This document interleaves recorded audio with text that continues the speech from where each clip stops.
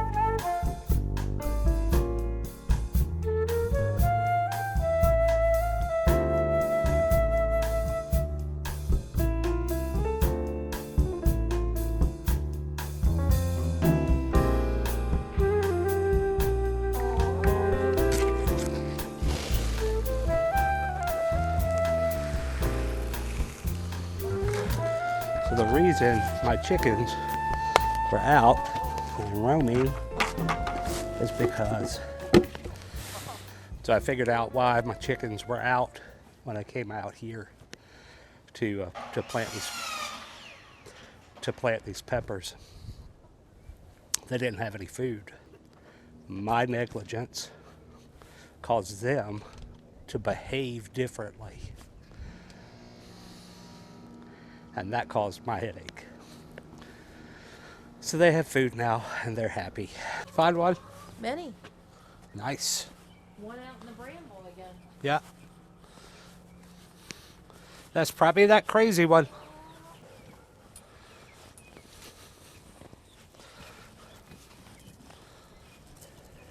Let's talk about the Sunshine Mix number 4.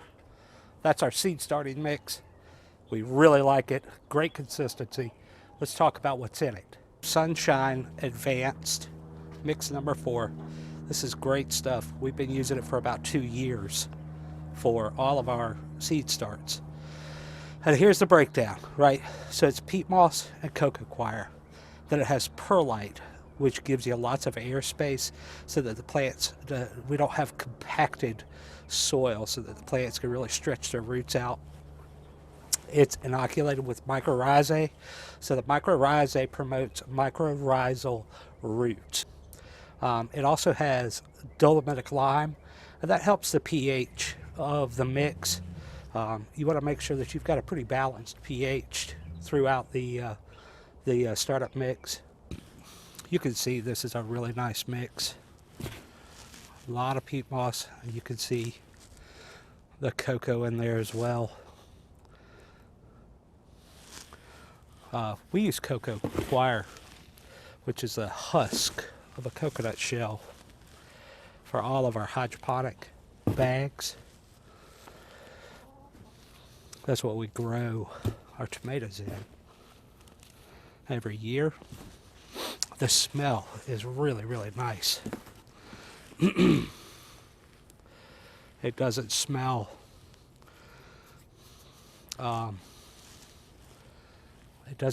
moldy. You know, sometimes you'll open a bag of potty mix or whatever it is you might get from your big box store. It'll have that moldy smell to it. This smells really, really nice.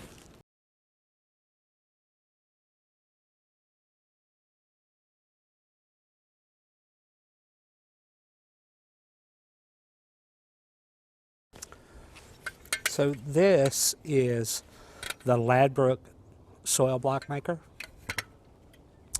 It makes, excuse me, it makes like a 1.5 inch by 1.5 inch soil block. It's a cube actually, and it leaves a little dimple.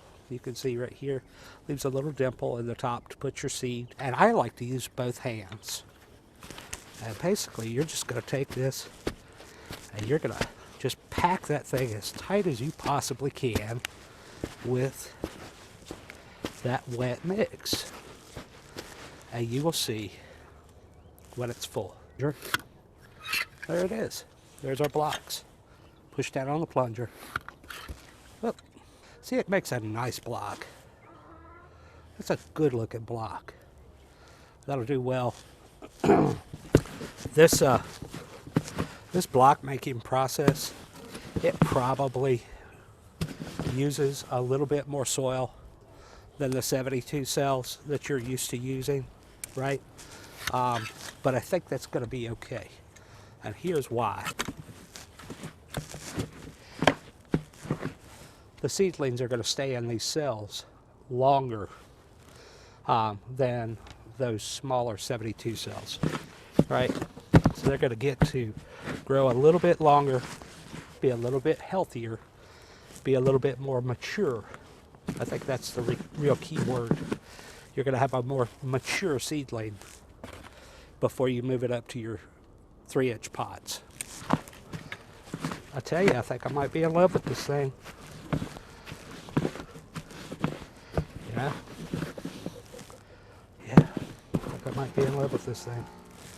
Looks good, look at that. Nice and full. Always make sure it's nice and full. And we'll put it in here. Let me show you.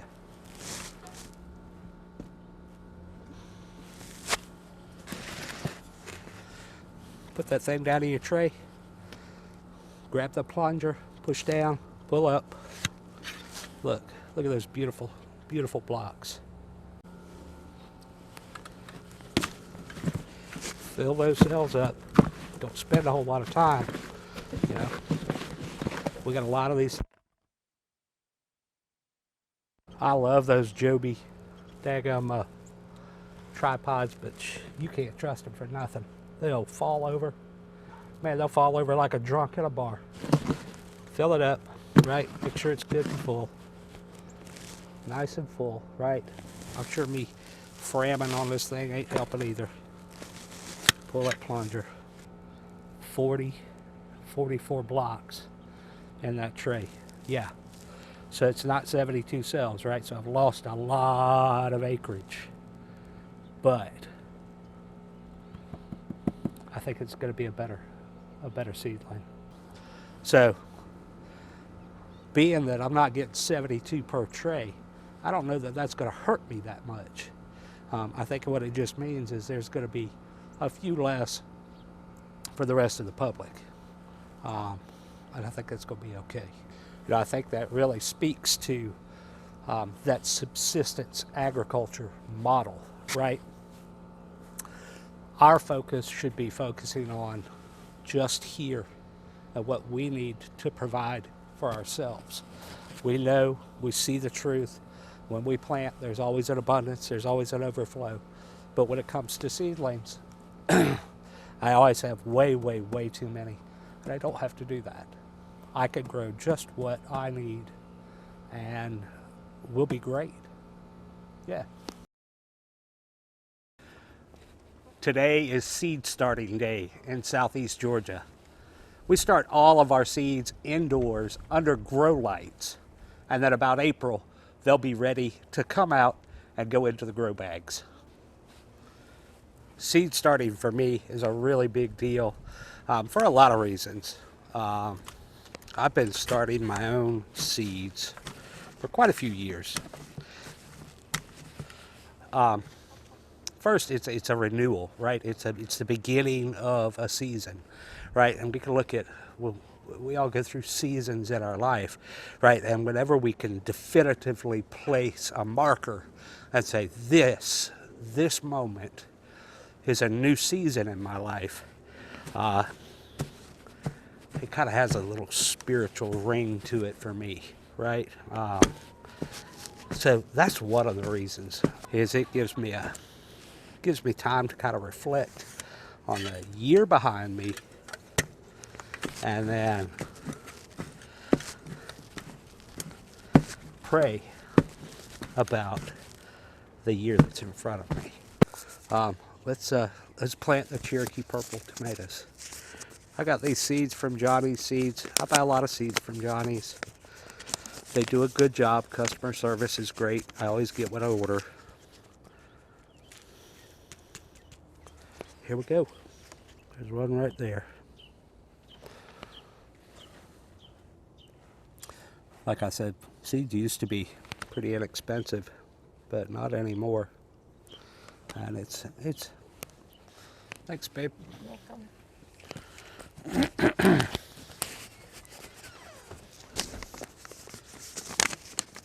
Our next variety of seeds is Big Beef. And if you have been following me for any length of time, you know that Big Beef is my favorite hybrid red slicing tomato.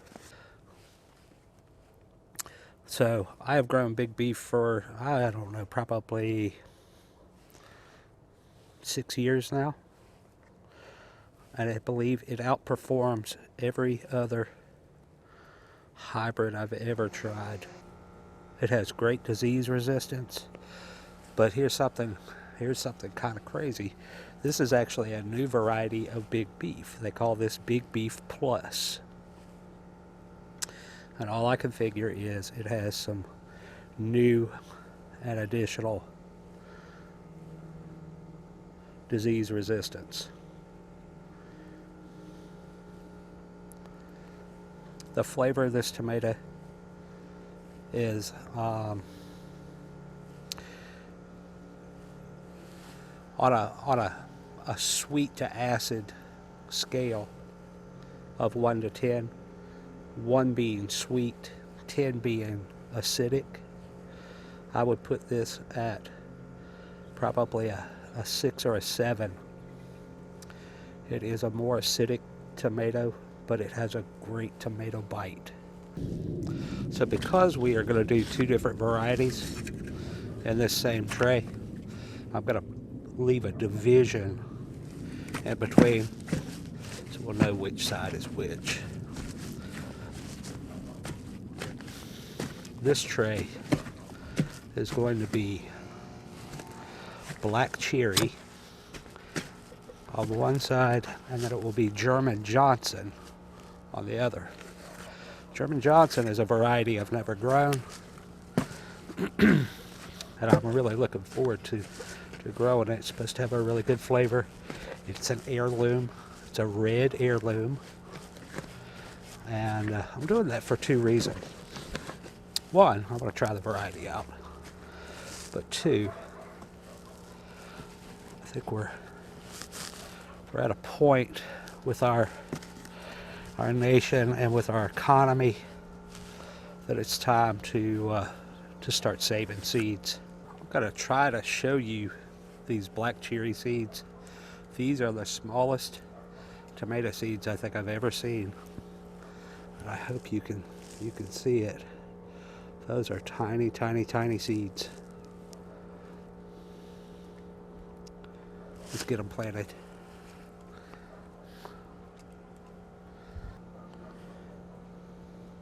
I've grown black cherry before, and I absolutely love them. They are a great tomato. The flavor is out of this world. Sweet and plump, very juicy.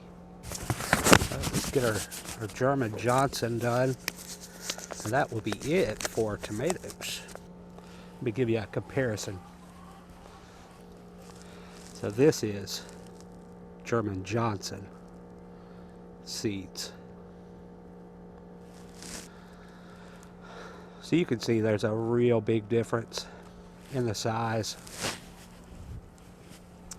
of those seeds. Let's get that out of the way.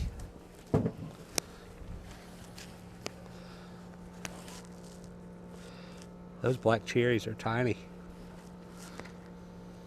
It's been a couple of years since I've planted them, and I'd forgotten how small they are.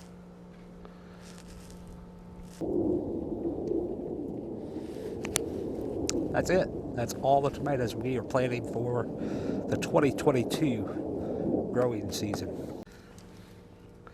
We appreciate y'all coming and hanging out with us here at the homestead. We are grateful that you took time out of your day to spend with us. You are a blessing in our life because you are present in our life. Y'all take care. God bless.